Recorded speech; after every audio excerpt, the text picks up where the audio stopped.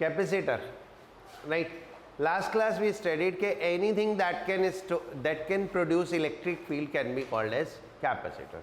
उसको हम capacitor बोल सकते हैं. So if we take a spherical capacitor, spherical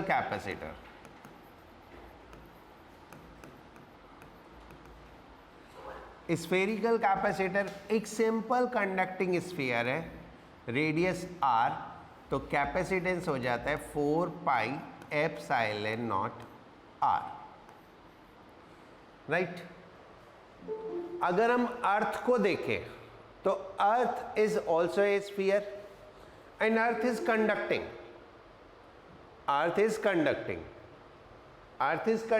तो अर्थ को भी हम स्फीयर ले सकते हैं.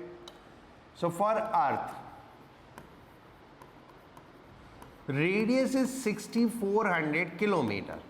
तो 6400 into 10 to the power 3, right? So then capacitance become 4 pi epsilon naught हो गया 1 by 9 into 10 to the power 9 and radius हो गया 6400 into 10 to the power 3. इसको जब हम सॉल्व करेंगे तो वी विल गेट 712 माइक्रोफैरेड. ये सॉल्व करके इतने आएगा, मेरे को याद है तो चलेगा, तुम कर लेना, ठीक है. सो इफ वी सी अर्थ इतना बड़ा साइज होके भी 1 फैरेड कैपेसिटेंस नहीं है. So 1 farad capacitance is very large amount. So usually 1 farad capacitance is not possible. Okay, so इसीलिए हम कैपेसिटेंस को लेते हैं micro, nano and pico farad में. क्लियर?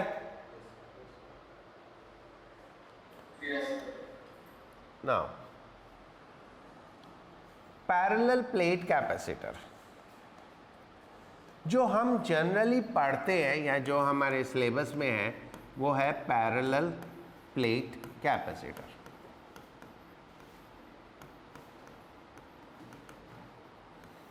पैरेलल प्लेट कैपेसिटर में 2 कंडक्टिंग प्लेट्स होती हैं, वेरी लार्ज, इनकी लेंथ बहुत ज़्यादा होती है, ठीक है.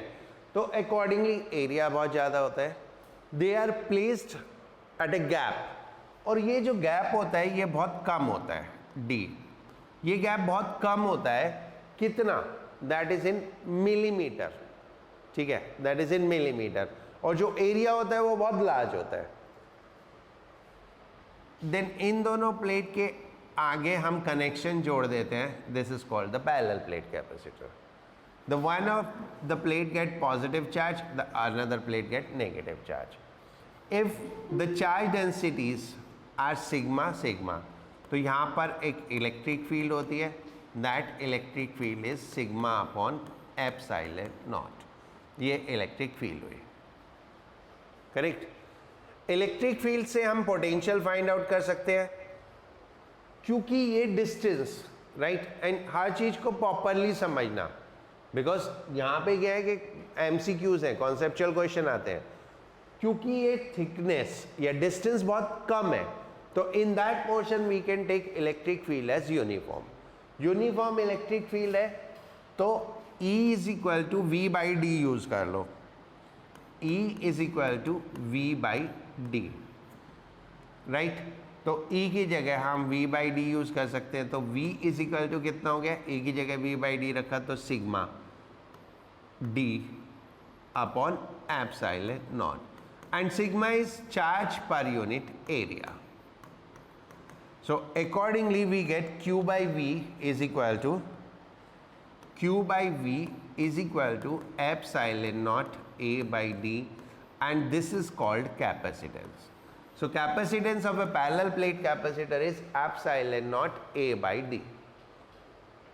Now look here,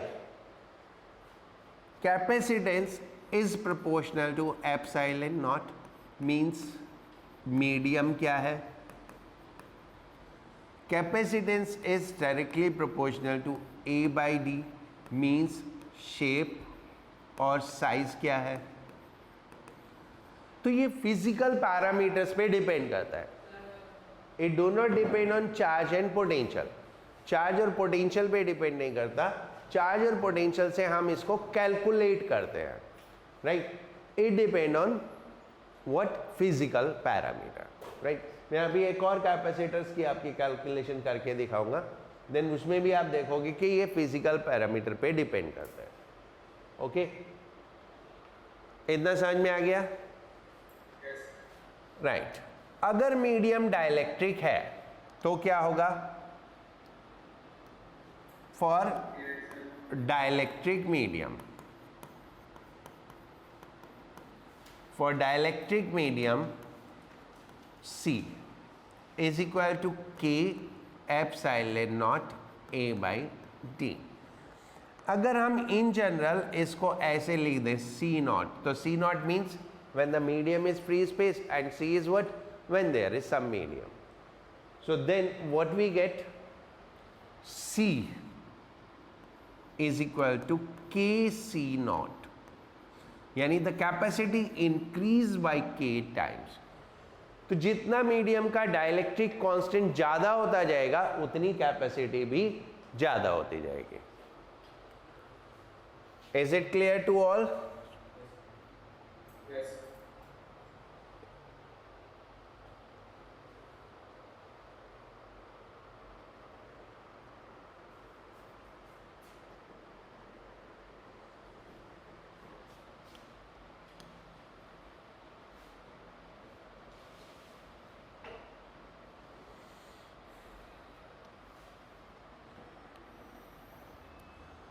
What happens जब हम इस कैपेसिटर में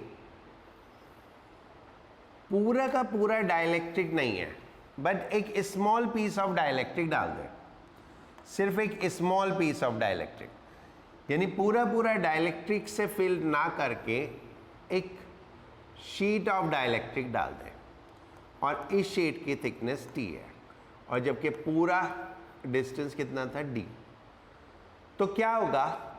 ये तो एयर स्पेस हो गया, इसमें इलेक्ट्रिक फील्ड ई नॉट होगी और ये मीडियम वाला स्पेस, इसमें इलेक्ट्रिक फील्ड हो जाएगी ई नॉट बाई के। ठीक है, तो अगर हम पोटेंशियल देखें, अगर पोटेंशियल देखें तो total potential from here to here, यहां से यहां तक पोटेंशियल में एयर वाला पोटेंशियल प्लस डाइलेक्ट्रिक वाला पोटेंशियल, राइट, दोनों पोटेंशियल ऐड हो जाएंगे। ठीक है, you can consider that this is a combination 1 2 3, तीन कैपेसिटर हो गए, इधर पोटेंशियल फिर इधर पोटेंशियल इधर पोटेंशियल, क्योंकि ये दोनों एयर हैं तो इनको एयर वाला पोटेंशियल ले लो और वो डाइलेक्ट्रिक है तो डाइलेक्ट्रिक के अक्रॉस पोटेंशियल ले लो। अब पोटेंशियल हो गया इलेक्ट्रिक फील्ड इनटू डिस्टेंस, तो यहाँ पे इलेक्ट्रिक फील्ड हो गया ई नॉट और ये डिस्टेंस कितना है? d minus T. Air is in how much distance? d minus T, पूरा डिस्टेंस d, t में तो डाइलेक्ट्रिक स्लैब आ गया और जो डाइलेक्ट्रिक स्लैब वाला है उसमें पोटेंशियल कितना होगा? E not by K into T, right. So accordingly अब ई नॉट कितना आता है? सिग्मा अपॉन एप्सिलॉन नॉट, तो v इज इक्वल टू हो गया E not d minus T plus T by K and you can write v is equal to E naught is sigma upon epsilon naught, sigma is q by a epsilon naught d minus t plus t by k। इससे आप capacitance calculate करोगे तो कितना आएगा? Epsilon nought a upon d minus T plus T by के, right. मैं ये पूरा का पूरा डेरिवेशन इसलिए कर रहा हूँ क्योंकि मुझे इसमें आपको कुछ कॉन्सेप्ट्स बताने दें। लाइक पोटेंशियल डिस्ट्रीब्यूशन होता है, डाइलेक्ट्रिक में पोटेंशियल अलग होगा, एयर में पोटेंशियल अलग होगा, उनको ऐड करके तो हम कैलकुलेट करते हैं।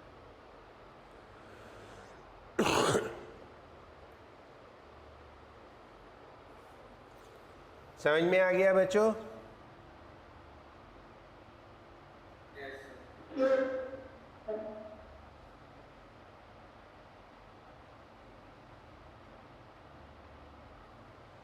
कुछ पूछना है यहाँ तक?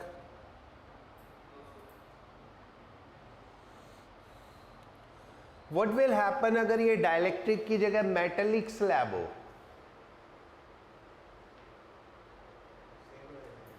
अगर डाइलेक्ट्रिक की जगह ये मेटेलिक स्लैब हो तो मेटेलिक स्लैब के अंदर पोटेंशियल होगा ही नहीं। अगर डाइलेक्ट्रिक की जगह ये मेटेलिक स्लैब हो तो जैसे डाइलेक्ट्रिक के अंदर पोटेंशियल है, मेटेलिक स्लैब के अंदर इलेक्ट्रिक फील्ड होगी ही नहीं, तो पोटेंशियल डिफरेंस नहीं होगा। जितना इस सरफेस पे पोटेंशियल होगा उतना ही उस सरफेस पे पोटेंशियल होगा, तो पोटेंशियल डिफरेंस नहीं होगा। या ये कहीं अंदर इलेक्ट्रिक फील्ड नहीं होगी तो ये पोर्शन क्या हो जाएगा? जीरो हो जाएगा, ये पोर्शन जीरो हो जाएगा। The other way of looking into this, मेरे पास फॉर्मूला है C is equal to epsilon nought A upon D minus T plus T by K। If it is a metallic slab तो metallic slab के लिए K is infinity, dielectric constant infinity होता है, तो यहाँ पे K इंफिनिटी रखेंगे तो भी ये जीरो हो जाएगा। यहाँ से जीरो कर लो, यहाँ से जीरो कर लो, तो कुल मिला के बचेगा क्या? D minus T. तो what will be the capacitance? That is epsilon naught A upon D minus T। यानी जितना ये थिकनेस कम हो गई, ये सोचो है ही नहीं, ओवरऑल कैपेसिटर के बीच में डिस्टेंस कितना हो गया? D माइनस टी हो गया। समझ गए?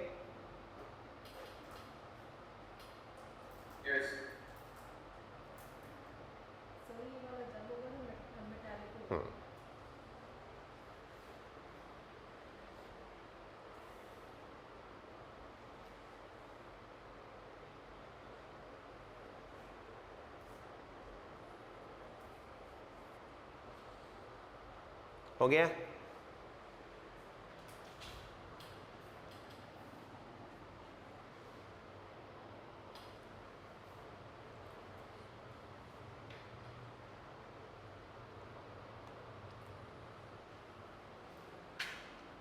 Now, series parallel combination of capacitor.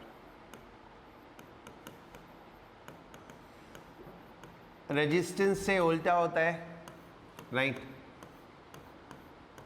अगर हम सीरीज में देखें तो सबके ऊपर चार्ज सेम होगा। How it will be like ये प्लस क्यू माइनस क्यू, फिर ये plus Q minus Q plus Q minus Q, ऐसे चलते जाओ तो सबके ऊपर चार्ज सेम होगा, राइट? एक प्लेट पे पॉजिटिव चार्ज, एक प्लेट पे negative charge. Okay, if the capacitance are C1, C2, C3 and so on, तो सीरीज में चार्ज सेम होता है, that is one of the property. Potential distributed होता है, इसके अक्रॉस V1, इसके अक्रॉस V2, इसके across V3 and so on.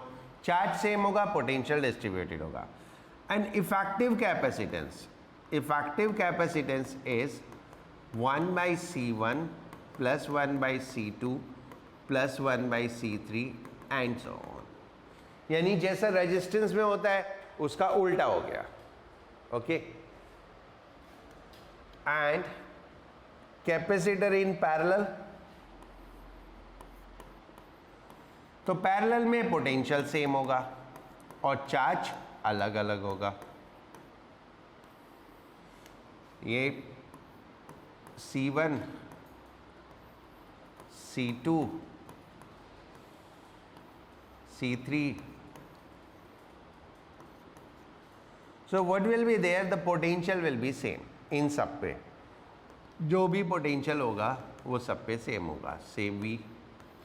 अब चार्ज अलग अलग हो जाएगा, plus Q1 minus Q1 plus Q2 minus Q2 plus Q3 minus Q3, right? Charge and potential आपस में कोरिलेट होते हैं, कैसे? Q is equal to CV से। So effective capacitance in parallel सीधे सीधे ऐड हो जाता है, that is C1 plus C2 plus C3 plus and so on.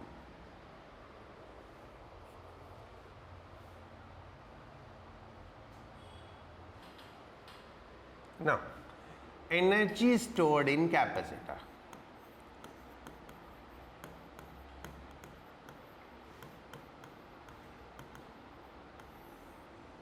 अगर हम एक कैपेसिटर को एक सोर्स के अक्रॉस कनेक्ट करते हैं,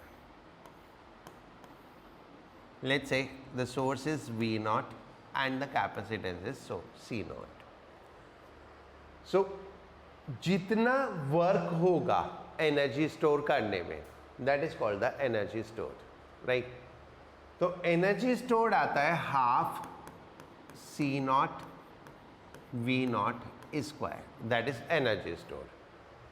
एंड एनर्जी डेंसिटी हो जाता है half epsilon not E square. जो भी एनर्जी होगी, एनर्जी डेंसिटी, ये हमने लास्ट क्लास में पढ़ा था, क्योंकि एनर्जी कहाँ होती है, इलेक्ट्रिक फील्ड में होती है. So that will be the energy density and this is energy, right. अब इससे मैं एक कैलकुलेशन कर रहा हूँ, वो देखना, ठीक है. तो समझाने के लिए कर रहा हूँ कुछ. जब हम इसको चार्ज करते हैं तो एक बार में कंप्लीटली चार्ज तो होगा नहीं, धीरे धीरे धीरे धीरे चार्ज होता है. मान लो final charge is Q not, final charge is Q not, और किसी पर्टिकुलर इंस्टेंस पे ये चार्ज Q है, किसी पर्टिकुलर इंस्टेंस पे चार्ज Q है. At instance charge is Q, then V, उस टाइम इसमें पोटेंशियल V हो गया, तो V is equal to Q by C. So work to push charge, work to push charge, dW is equal to V dQ, that is Q dQ by C. इसको integrate कर देंगे तो W is equal to आ जाएगा Q square by 2C. Total integrate किया तो ये charge आ गया Q square by 2C. अब Q is equal to CV रखा, Q is equal to CV रखा, तो ये आ जाएगा W इज इक्वल टू कितना आएगा, एक Q की जगह CV रखेंगे, हाफ Q और एक Q बाई C को V कर दिया, that is half QV, right. ये तो एक कैलकुलेशन हो गई जितना इस पे वर्क हुआ, और यही एनर्जी स्टोर्ड है, ठीक है. इसको भी आप कैलकुलेट करोगे तो ये वही आएगा, half CV QV. So this is energy stored. But ये चार्ज गया कहाँ से, ये पूरा चार्ज यहाँ से फ्लो हुआ, यहाँ से फ्लो हुआ पूरा charge,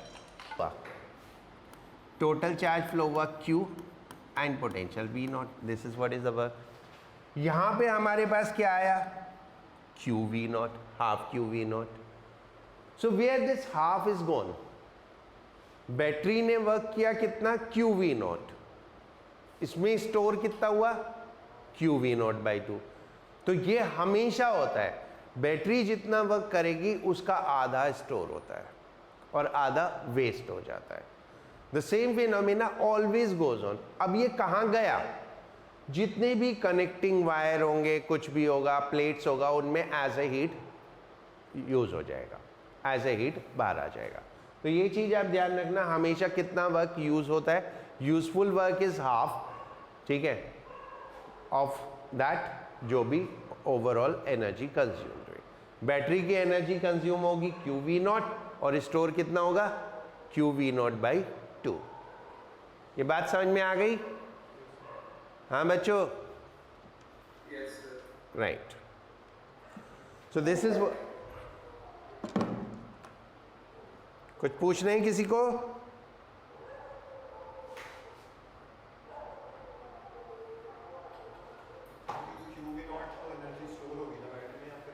QV not by 2 store होगी कैपेसिटर में, और बैटरी का खर्च होगा इतना, right. It is something like that.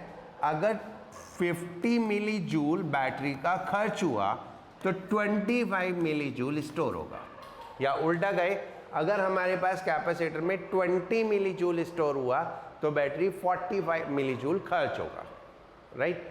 Only the 50% use, right. समझ में आ गया बच्चों,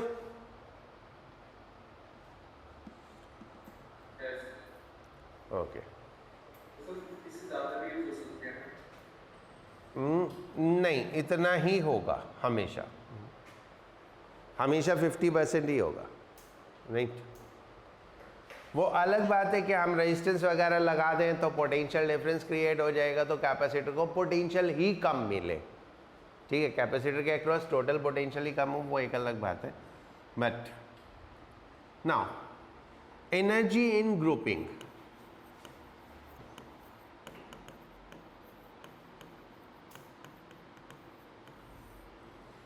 ग्रुपिंग में एनर्जी सीधे सीधे sum of energy of all होता है। Energy is sum of all, तो total energy of grouping is U1 plus U2 plus U3 plus and so on. जितने भी कैपेसिटर है सब में एनर्जी निकाल लो और ऐड कर दो, राइट। या आप ऐसे कर सकते हो, half into effective capacitance into V square, ऐसे कर सकते हो। यानी पूरे ग्रुप का कैपेसिटेंस निकाल लो and then half CV square कर दो। अगर आपको चार्ज मालूम है तो आप ऐसे भी कर सकते हो, that is Q square upon 2C effective. But ये मतलब बहुत केयरफुली करना कि जो भी करना पहले पूरा ग्रुप का वो निकाल के, अगर इसमें क्या है हम चार्ज सेम ले रहे हैं, इसमें क्या है हम पोटेंशियल सेम ले रहे हैं, ठीक है। तो आई विल एडवाइज के जो भी है पूरा इफेक्टिव कैपेसिटेंस निकाल के फिर अकॉर्डिंगली एनर्जी कैलकुलेट करो। अब like if it is a system like this, ऐसे है, ये 3 कैपेसिटर है, इनके क्रॉस एक बैटरी लगी हुई है, ठीक है। लाइक से 4, 2, 3 और ये बैटरी हो गई 100 वोल्ट। ये सब माइक्रोफैरेड में है। तो अब मुझे एनर्जी निकालनी है। अगर इंडिविजुअल निकालनी है तो मुझे इंडिविजुअल चार्ज या वोल्टेज निकालनी पड़ेगी, तब मैं निकाल पाऊंगा। अगर मुझे पूरे सिस्टम की निकालनी है तो मैं पूरे सिस्टम का इफेक्टिव कैपेसिटेंस ले लेते हैं। पूरे सिस्टम का इफेक्टिव कैपेसिटेंस ये 4 + 2 कितना हो जाएगा, 4 + 2 6, पैरेलल में है ना, पैरेलल में सीधे सीधे ऐड हुआ। देन ये 4 + 2 मिला के 6 हो गया। फिर ये 6 3 के सीरीज में, तो 6 and 3 इन सीरीज कितना हो गया 2। तो टोटल इफेक्टिव कैपेसिटेंस हो गया 2 माइक्रोफैरेड। सो इसका मतलब क्या होता है, इसका मतलब होता है इन तीनों को हमने एक कैपेसिटर से रिप्लेस कर दिया, दैट इज ऑफ 2 माइक्रोफैरेड। अब ये सिंगल कैपेसिटर है, वोल्टेज 100 है। तो अब हम एनर्जी बड़े आराम से निकाल सकते हैं, half into 2 into 10⁻⁻6 into 100 square, that is 10⁻⁻2 joule. इतना एनर्जी स्टोर हो जाएगा। So this is the way to work. समझ गए बच्चों?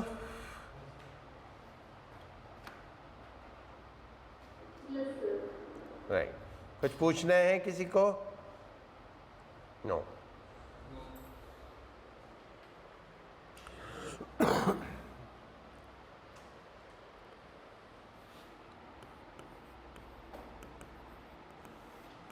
Joining of 2 charged capacitors.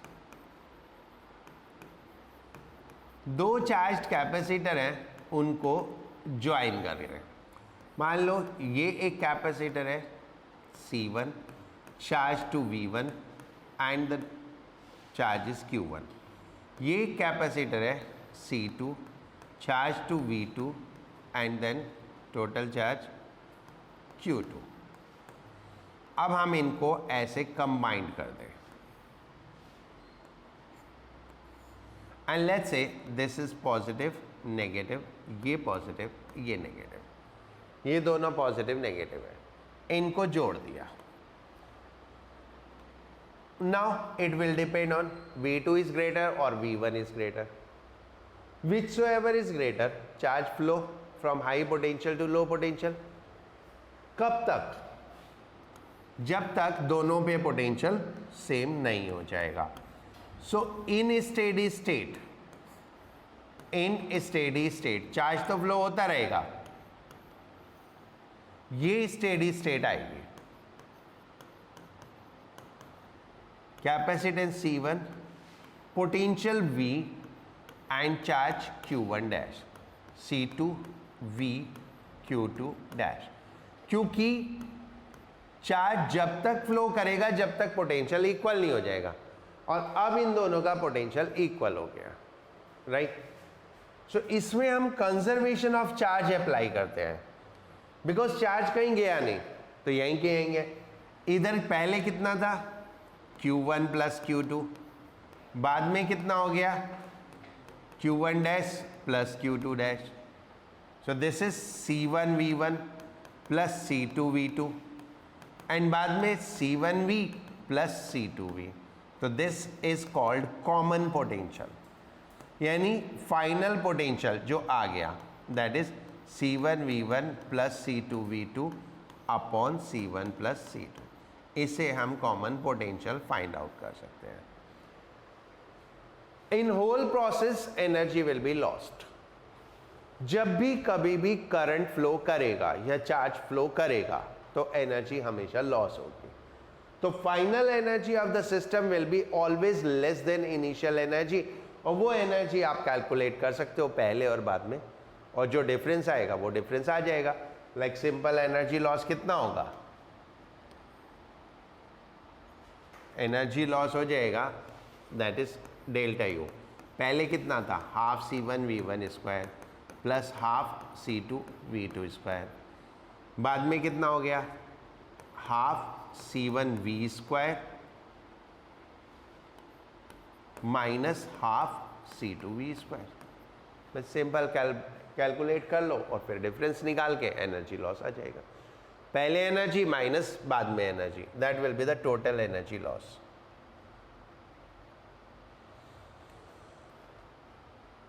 Right, what will happen अगर हम रिवर्स में जोड़ दें, यानी ये नेगेटिव हो जाए और ये पॉजिटिव हो जाए, तो क्या होगा, तब भी they will reach to a common potential, बाकी सब कुछ सेम होगा। सिर्फ यहाँ पे एक फर्क आ जाएगा कि दिस विल बी नाउ, जो चार्ज है इधर प्लस Q1 है और इधर माइनस Q2 है, तो हम जो ऐड करेंगे वो क्या होगा Q1 माइनस Q2, तो अकॉर्डिंगली ये और ये यहाँ पे क्या आ जाएगा माइनस साइन आ जाएगा, बस ये आपको ध्यान रखना है। और एनर्जी तो आप वैसे ही निकालोगे जैसे पहले निकाल रहे थे।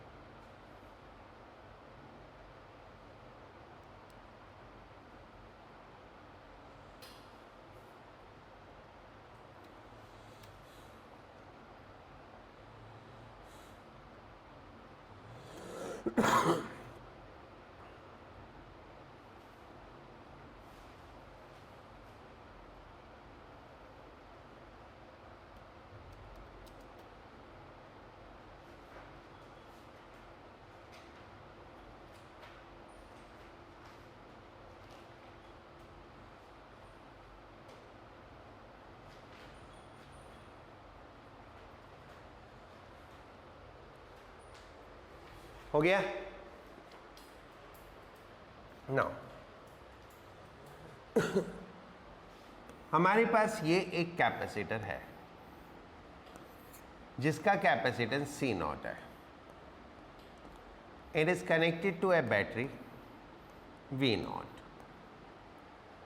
तो फाइनली इस पे कुछ चार्ज स्टोर हो जाएगा, ठीक है, कितना Q0, पोटेंशियल इसका फाइनल V0 ही होगा, इलेक्ट्रिक फील्ड इसमें हो है E0 एंड ये पोटेंशियल एनर्जी इसकी है U0।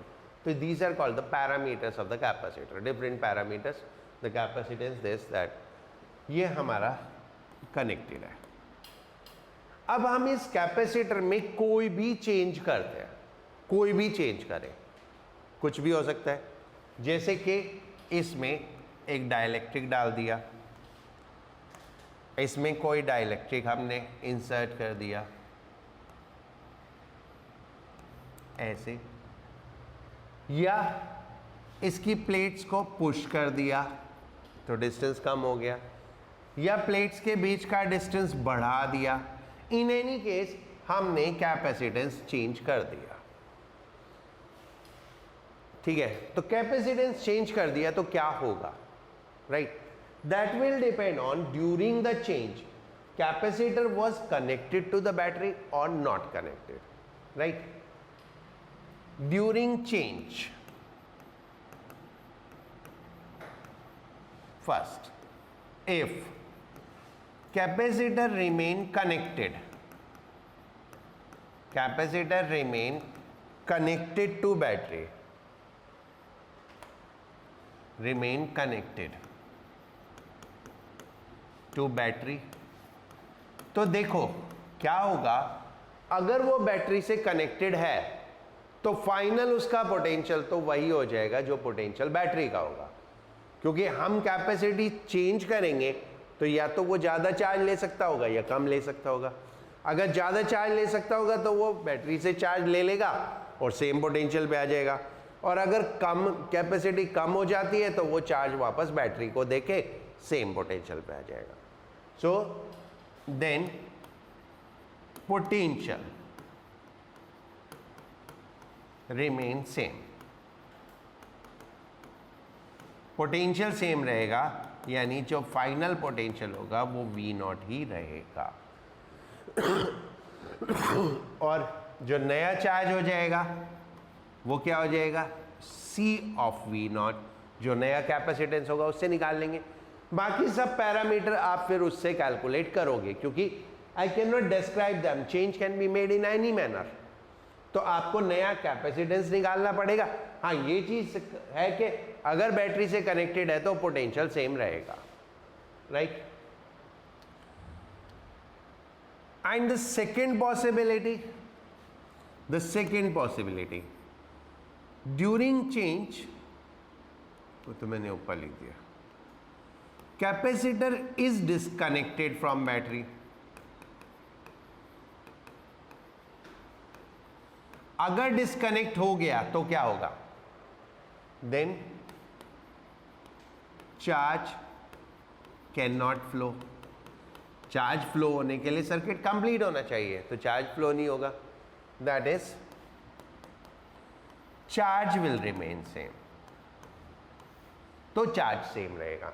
तो ये दो बेसिक कॉन्सेप्ट आप याद रखोगे तो आपको कोई प्रॉब्लम नहीं होगी, करेक्ट?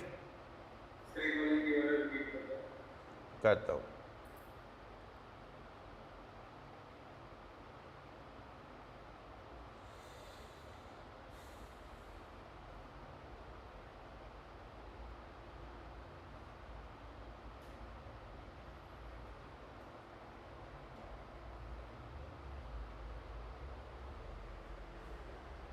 अगर हम कैपेसिटर को बैटरी से डिस्कनेक्ट कर देते हैं, ये हमने ओपन कर दिया, राइट? अब ओपन कर दिया तो जो भी इसमें चार्ज आ गया वो कहीं जा ही नहीं सकता, क्योंकि चार्ज कहीं नहीं जा सकता तो चार्ज सेम रहेगा। एंड क्योंकि चार्ज चेंज हो गया तो नया पोटेंशियल क्या हो जाएगा, नया पोटेंशियल हो जाएगा Q/C। ठीक है, चार्ज तो सेम रहेगा तो चार्ज सेम लग दो तो Q0/C, और नई कैपेसिटी आप निकाल लोगे। ठीक है बात? राइट। नाउ एक मैं कैपेसिटर की कैलकुलेशन कर देता हूं आपको, कैपेसिटेंस कैसे कैलकुलेट करते हैं। ठीक है,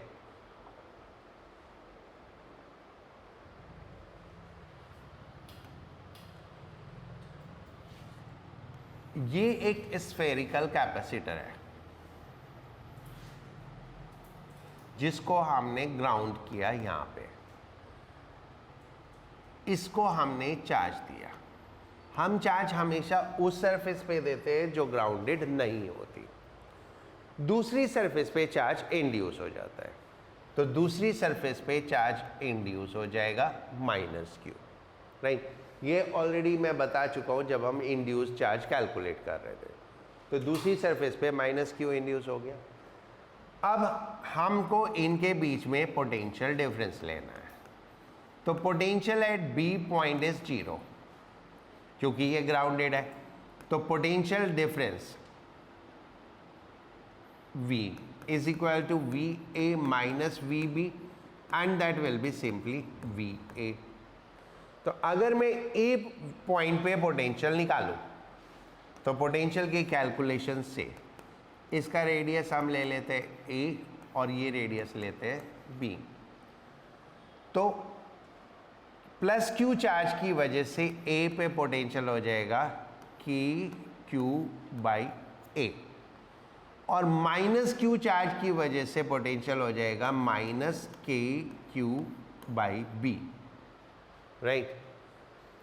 then V is equal to 4 pi, K को लिख लो 1/4 pi epsilon not.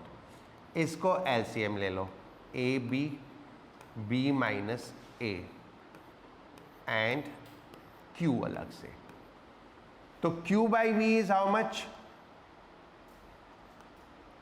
So Q/V is equal to 4 pi epsilon naught AB upon B minus A, and this will be the capacitance. This will be the capacitance.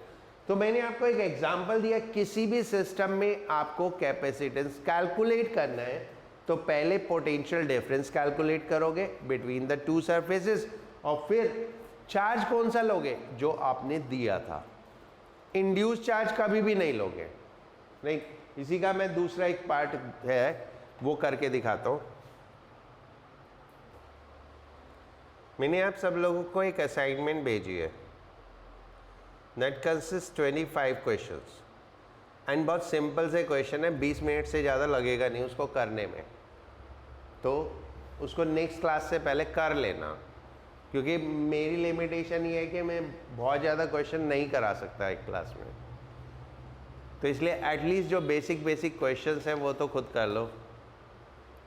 तो वो 25 questions हैं वो भेजे, वो next class से पहले करके आना। Okay, right. इसका मैं एक काउंटर पार्ट है वो कर देता हूँ, ठीक है।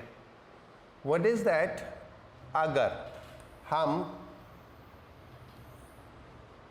इसको ग्राउंड ना करके अंदर वाले को ग्राउंड कर दें, अंदर वाले को ग्राउंड कर दें, ठीक है।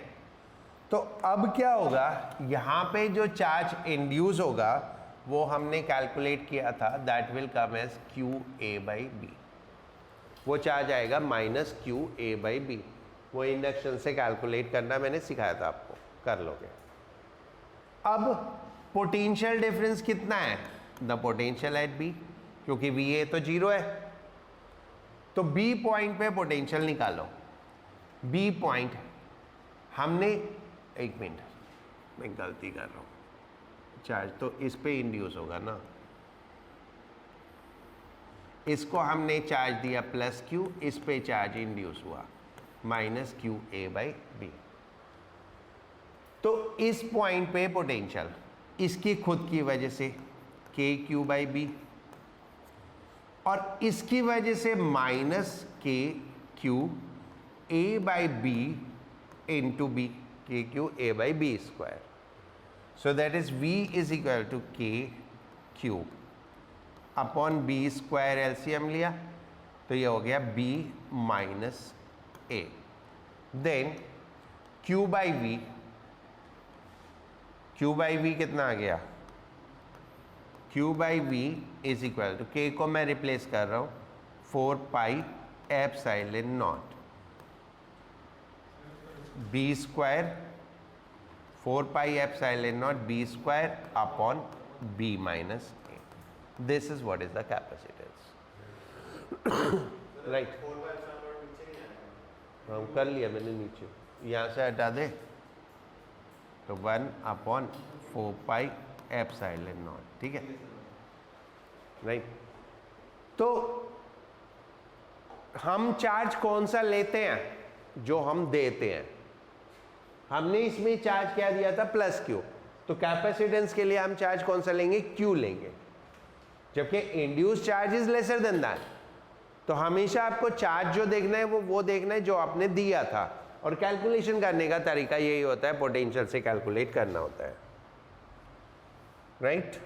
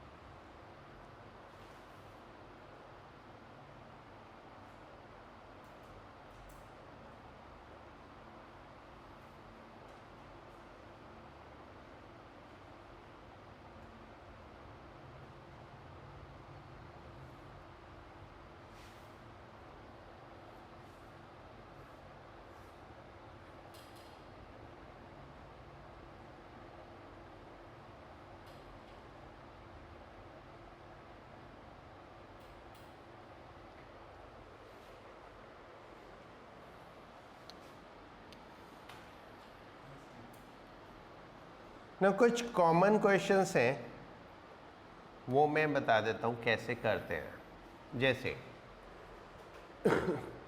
एक तो आपको मिलेंगे कुछ प्लेट्स होंगी, उन वो कनेक्टेड है, जैसे 1 2 3 4, ये 4 प्लेट्स हैं। तो पहली चीज, ये 4 प्लेट्स मिलके कितने कैपेसिटर बनाएंगे वो डिपेंड करेगा हम इनको कैसे कनेक्ट करते हैं। ये हमने वायर से इनको कनेक्ट किया ऐसे, दिस वे दिस वे। तो जब हम इनको वायर से कनेक्ट कर दिया तो हम इसको पॉजिटिव चार्ज देंगे, ऑब्वियसली इसको नेगेटिव चार्ज देंगे। तो जिस प्लेट को हमने चार्ज दिया वो पॉजिटिवली चार्ज हो जाएगी और जिसको नेगेटिव दिया वो नेगेटिवली चार्ज हो जाएगी।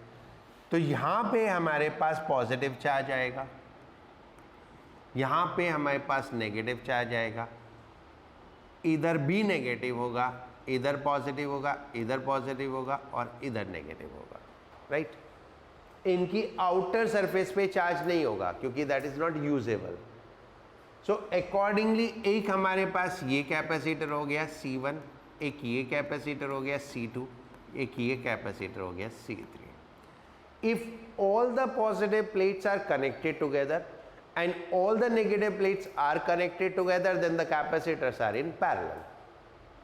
ठीक है, जब भी पैरेलल मतलब सारी पॉजिटिव प्लेट एक दूसरे से कनेक्टेड है, नेगेटिव प्लेट एक दूसरे से कनेक्टेड है। Series means positive is connected with negative, positive negative ऐसे ही आता है ना सीरीज। देखो अगर पैरेलल की बात करूं तो ये ऐसे होगा ना, इस तरह से, ये पॉजिटिव ये पॉजिटिव ये पॉजिटिव, तो सारी पॉजिटिव आपस में कनेक्टेड है, सारी नेगेटिव आपस में कनेक्टेड है। सीरीज में देखेंगे तो this is also one of the way to identify positive negative positive negative positive negative. तो इसका नेगेटिव इसके पॉजिटिव से, इसका नेगेटिव इसके पॉजिटिव से कनेक्टेड है, ठीक है। तो इस केस में सारे पॉजिटिव आपस में कनेक्टेड है, सारे नेगेटिव आपस में कनेक्टेड है, तो तीनों क्या हो गए, पैरेलल में हो गए। और जब तीनों पैरेलल में हो गए तो नेट कैपेसिटेंस कितना हो जाएगा, C1 plus C2 plus C3। हमको यूजुअली एरिया और डिस्टेंस दिया होता है, तो that will become 3 epsilon not A/D, ऐसे हो जाएगा, राइट।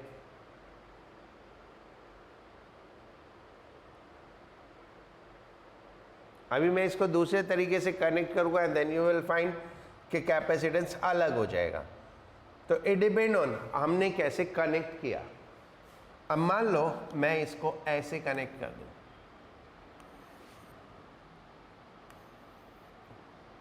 इस तरह से, लाइक दिस, ऐसे और ऐसे, ये पॉजिटिव ये नेगेटिव, तो अब पूरा सीन चेंज हो जाएगा। कैसे होगा नाउ, देखो देखो ये पॉजिटिव है तो ये पॉजिटिव हो जाएगा, ये पॉजिटिव हो जाएगा, ये नेगेटिव है तो ये नेगेटिव हो जाएगा, ये नेगेटिव हो जाएगा। So there will be only one capacitor this C1 and the one capacitor this C2. और क्योंकि ये आइडेंटिकल चार्ज प्लेट है, नेगेटिव नेगेटिव मिलके कैपेसिटर नहीं बनाएंगे. कैपेसिटर के लिए हमें एक प्लेट पॉजिटिव चाहिए, एक प्लेट नेगेटिव चाहिए, तो यहाँ पे कैपेसिटर नहीं बनेगा. And now they will be only 2 capacitor. तो accordingly number of plate same है. तो ऐसा कभी भी मत करना कि ऐसा हो गया तो मतलब 3 प्लेट है तो 3 हो जाएंगे, कैपेसिटर 4 है तो 4 हो जाएंगे. नहीं, it is something like that. You have to see in every different case के कैसे क्या सिचुएशन है, उस तरह से करोगे. एक तो ये बहुत कॉमन टाइप के क्वेश्चंस है प्लेट्स वाले. हो गया. दूसरा आता है मल्टीपल डाइलेक्ट्रिक्स. कैपेसिटर के अंदर मल्टीपल डाइलेक्ट्रिक्स यूज करना. ठीक है, मान लो मैं इसको 3 इक्वल पार्ट में डिवाइड कर दूं. एक ये डाइलेक्ट्रिक, एक ये डाइलेक्ट्रिक, एक ये डाइलेक्ट्रिक. ये K1, ये K2, ये K3. ठीक है, एंड फिगर्स वाइज देख लेना कैसे है. तो ये सीरीज में डिवीजन है. That is the division in series.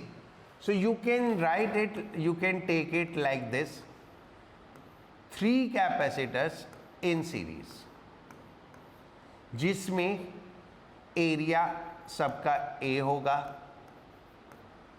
Distance सबका D/3 हो जाएगा,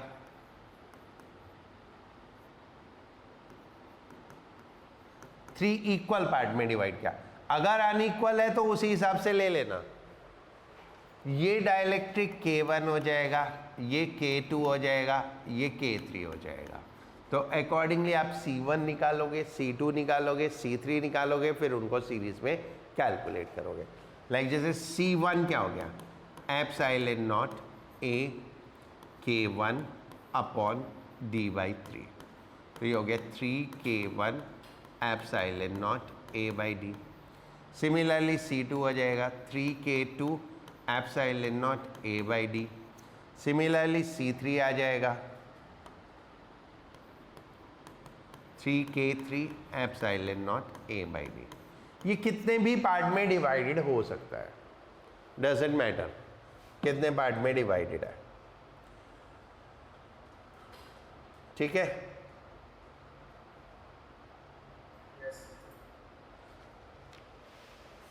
the another division is parallel division.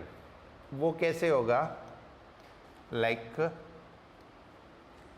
ये हमारा कैपेसिटर है,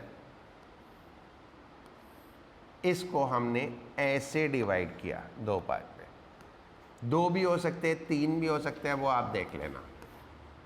लाइक दिस, ये डाइलेक्ट्रिक K1, ये dielectric K2. Now this is a parallel division. तो अब ये 2 कैपेसिटर हुए पैरेलल में. लाइक ये 2 कैपेसिटर हो गए पैरेलल में दिस वे.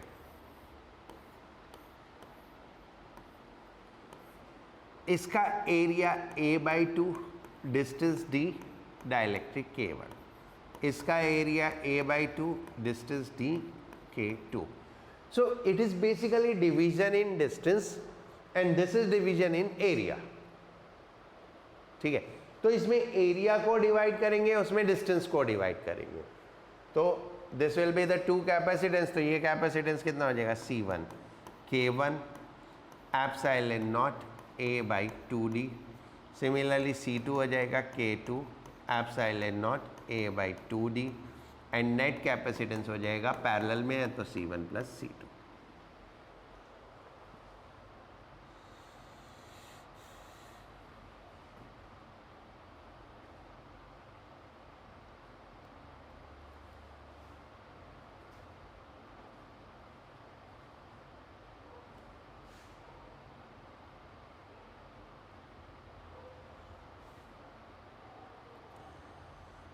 हो गया. And what if it is A mixed kind of division, तो सीरीज पैरेलल कॉम्बिनेशन बन जाएगा. लाइक ये कैपेसिटर है, मैं इसको ऐसे डिवाइड कर दूं एंड देन ऐसे, तो एक ये हो गया K1, ये K2, ये K3. So that's a mix division. फिर सीरीज पैरेलल ग्रुपिंग करोगे, ये कैसे हो गया, ये दो सीरीज में होंगे और वो एक पैरेलल में होगा. तो ये हमारे पास ऐसे बनेगा C1 then C2 then C3. अब इसका एरिया कितना, A/2 distance D and dielectric K1. C2 में area A/2 distance B D/2 and dielectric K2. इसमें भी area A/2 distance B D/2 and dielectric K3. Accordingly C1 C2 C3 calculate करके add कर दोगे.